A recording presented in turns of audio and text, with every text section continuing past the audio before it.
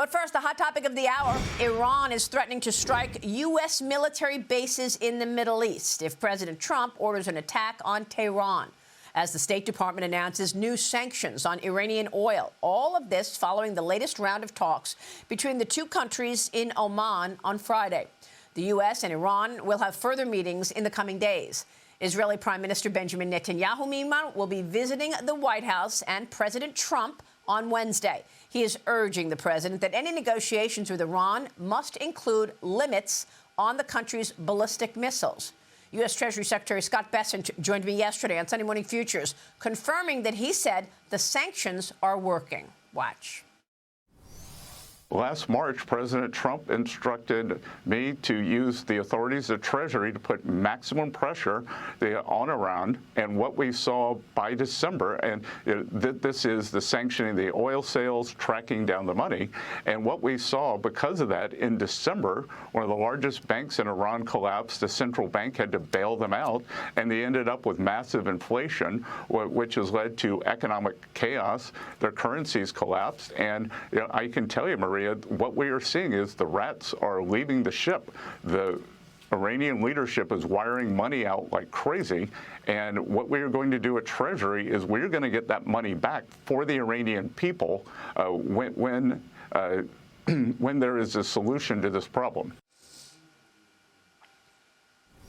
Well, the president is on it. Liz Peek, your reaction to all that money being wired out of Iran right now? It's not surprising, Maria, because really the currency has collapsed. If you go and look at what the currency is worth in U.S. dollars, it is exactly zero.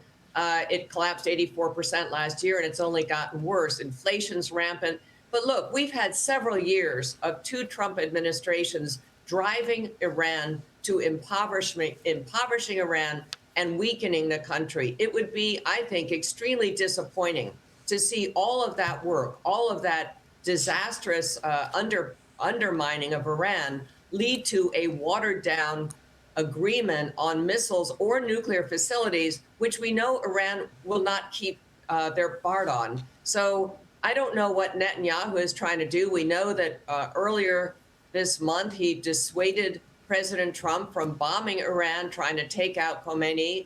But I think that there's more at stake here than a nuclear agreement or a missile agreement that, again, Iran will cheat on. We know they always cheat on these agreements. So I have to say, with the people of Iran looking to the United States for help, I think the continued pressure financially, yes, is very helpful, but there has got to be some way of dislodging this leadership. And I hope that the administration is working towards that.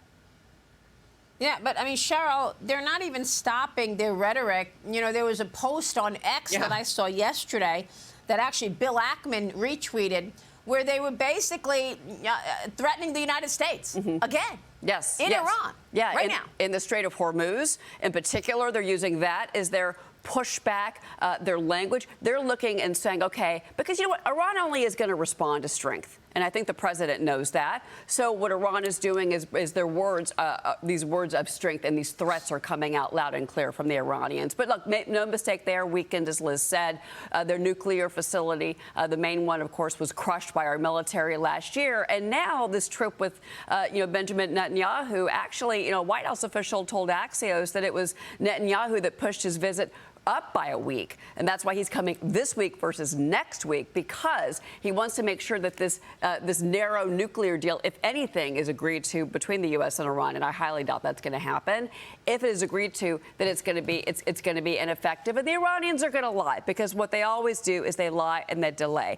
Nobody has more stake in this, I think, than Benjamin Netanyahu and the people of Israel. They're the most vulnerable right now in all of this. And I think that the U.S.'s deadline for Iran is Wednesday, February 11th.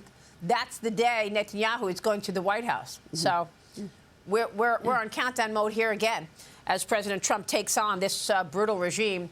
Meanwhile, there's this. Opening statements in the landmark social media trial are set to begin today after more than a week of jury selection for the case accusing social media platforms of being addictive for young children.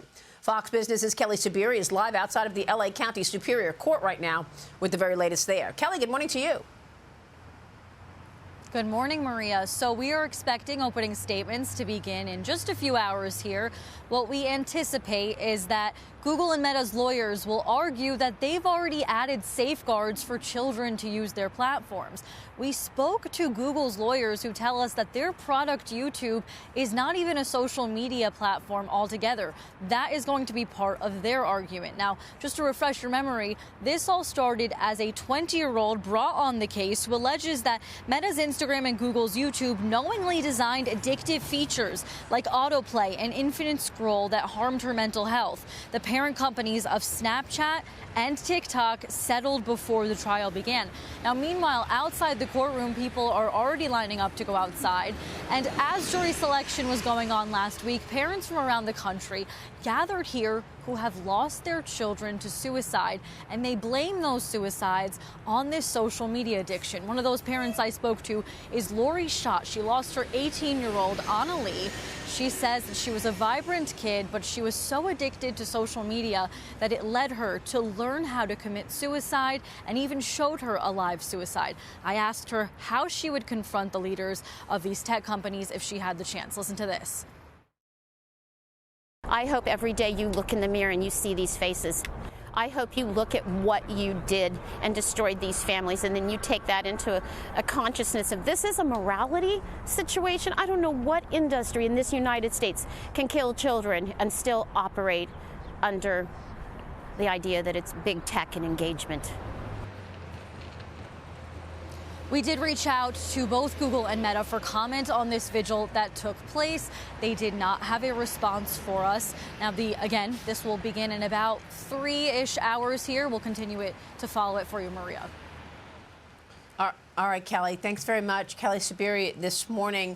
We're going to take a break and then talk with Tennessee Senator Bill Hagerty. He's on the other side of this break. Don't miss that. We'll be right back.